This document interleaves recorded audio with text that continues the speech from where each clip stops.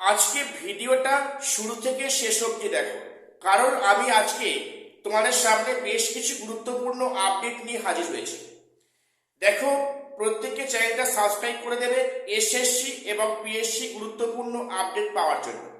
একটা ভিডিও বানাতে আমাদের অনেক পরিশ্রম বা অনেক কষ্ট, অনেক সময় লাগে, কাজেই তোমরা চ্যানেলটা সাবস্ক্রাইব করে দেবে, আমি এই প্রত্যাশা তোমাদের কাছ থেকে করতে পারি। তো আজকে যে বিষয়টা বলবো একটু মন দিয়ে শুনবে। আজকে একাধিক বিষয় নিয়ে এই ভিডিওতে ডিসকাস করছি। এক্সপিরিয়েন্সের 10 মার্কস আজকে লিস্টেড হয়েছে কলকাতা হাইকোর্টে। গতকাল অবধি ছিল, দেখেছো, একই কেস, একই ড্রামা, একই সবকিছু।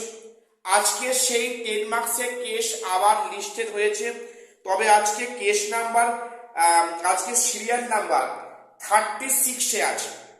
আজকে 36 নম্বর সিরিয়ালে এক্সপিরিয়েন্সের 10 মার্কস মামলার শুনানি হওয়ার কথা আছে।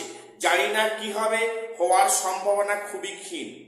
এবং তোমাদের আরো বলে রাখি, এক্সপিরিয়েন্সের 10 মার্কস নিয়ে সুপ্রিম কোর্টে মামলা দায়ের করতে যাচ্ছে আগামীতে, তোমাদের আগাম বলে রাখলাম। এবারে এক্সপিরিয়েন্সের 10 মার্কস নিয়ে অনেকে কমেন্টস করছো যে 10 মার্কস বাতিল হবে না, এটুকু কনফার্ম। বাতিল হলে সেটা নাকি গেজেটকে ভায়োলেট করা হবে। আমি সেই সমস্ত ব্যক্তিদের উদ্দেশ্যে বলি, কমিশন অলরেডি একাধিকবার গেজেট ভায়োলেট করেছে। কমিশন নিজে একাধিকবার তার গেজেটকে ভায়োলেট করেছে, সেটা হাইকোর্টে একাধিকবার প্রমাণিত হয়েছে। তার মধ্যে কোনটা? নাম্বার 1, প্রশ্ন ভুল মামলায় যে একাধিক প্রশ্নের প্রশ্ন ভুল, অ্যান্সার কি ভুল প্রোভাইড করেছে, সেখানে ক্যান্ডিডেটদের কোশ্চেন পিছু যে 100 টাকা করে নেওয়া হয়েছে, সেটা গেজেটে কোথাও উল্লেখ ছিল না যে কোশ্চেন চ্যালেঞ্জ করতে গেলে পার কোশ্চেনে 100 টাকা করে ফি জমা দিতে হবে। এটা হচ্ছে কি গেজেটকে লঙ্ঘন করা হয়েছে, নাম্বার 1, পরিষ্কার। এবং গত যে দুদিন কাউন্সেলিং হলো, সেখানে কমিশনের শীর্ষ কর্তা বলছেন,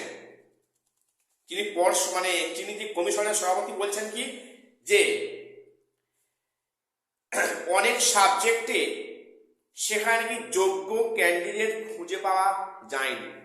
সেখানে কিছু সাবজেক্টে অর্ধেক ভ্যাকান্সি পড়ে আছে। তাহলে ওই সমস্ত সাবজেক্টে 60-এ 60, 70-এ 70 পাওয়া ক্যান্ডিডেটরা তারা কোথায় গেল?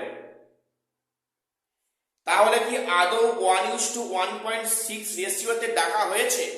হয়নি। এটাই গেজেট ভায়োলেন্স। এর থেকে বড় প্রুফ কি হতে পারে? তাহলে সেখানে 10 মার্কসটা কি বাতিল হলে কি সেখানে গেজেটটা ভায়োলেট হয়ে যাচ্ছে? এই বিষয়টা অনেকে বলছো। দেখো, এ নিয়ে যেহেতু সুপ্রিম কোর্টে মামলা দায়ের হবে, হয়তো সেখানে কিছু একটা ডিসিশন হলে হতে পারে, তবে হাইকোর্টে হওয়ার চান্স খুবই কম। কারণ এক পক্ষ বারে বারে আসছেন না, টাইম ফেল করছেন। জানি না এর পিছনে কি উদ্দেশ্য, কার কি স্বার্থ লুকিয়ে আছে। আচ্ছা, এবারে বলে রাখি, এর ফাঁকে যে প্রাইমারি 32,000 শিক্ষক যে হাইকোর্টের ডিভিশন বেঞ্চে সেটা মানবিক যে বহাল রাখা হলো, যদি সেখানে 4 কাগজ পৃথক করা যায়নি, জাস্ট লাইক 2016 কেস। 2016 প্যানেলটা বাতিল হলো, কিন্তু ওই বিচারপতি বদলালে যেন মনে হচ্ছে বিচারটাও বদলে যায়।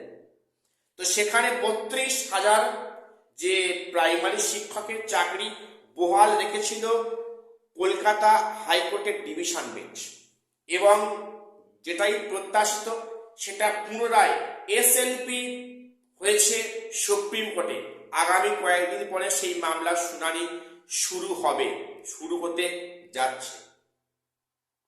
ঠিক আছে, এখন সেখানে কি হবে, সেখানে আদৌ ডিভিশন বেঞ্চের রায় একই থাকবে কিনা, নাকি সেখানে চাল এবং কাপড় পৃথক করার পদ্ধতি নেওয়া হবে বা স্টেপ নেওয়া হবে, নাকি সেখানে 2016কে রিপিটেশন করা হবে, সেটা এখন দেখার বিষয়। এই তিনটে অবস্থান খোলা আছে, এই একটা বিষয় গেল। এবারে আর একটা বিষয় বলে রাখি, কলকাতা হাইকোর্টের রোস্টার চেঞ্জ হয়েছে, এটা নিয়ে অনেকে খুব চিন্তায় পড়েছে।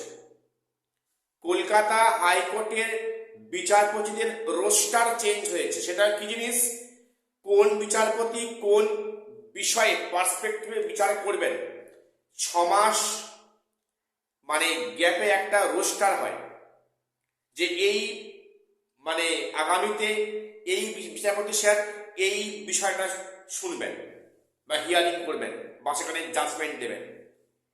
তো সেখানে রোস্টার চেঞ্জ হয়েছে।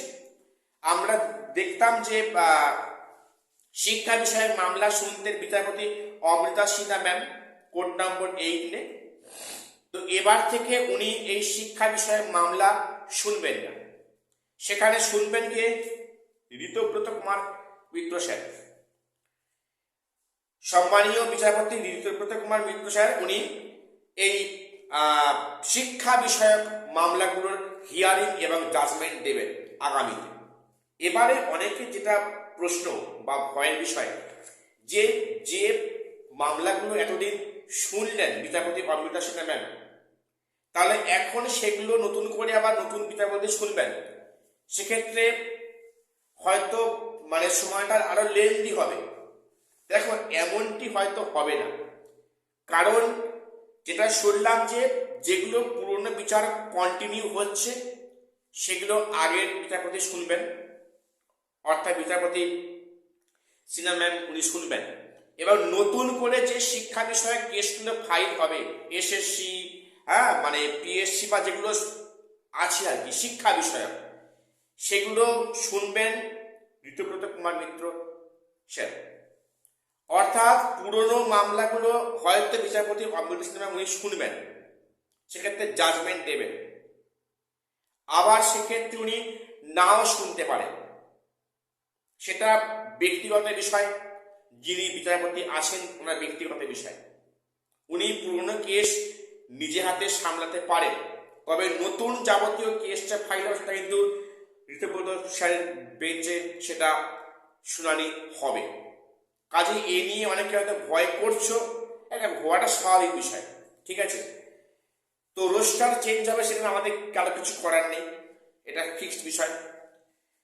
তো যাই হোক, আজকে দেখা যাক হাইকোর্টে আজকের 10 মার্কস নিয়ে একই ড্রামা হয় কিনা। একই ড্রামা হবে, যেটা অন্তত আমি মনে করছি। যা বিগত কয়েকদিন যা মনে হয়েছে, মনে হয় না কোনো সুরাহা এখান থেকে অন্তত হবে বলে।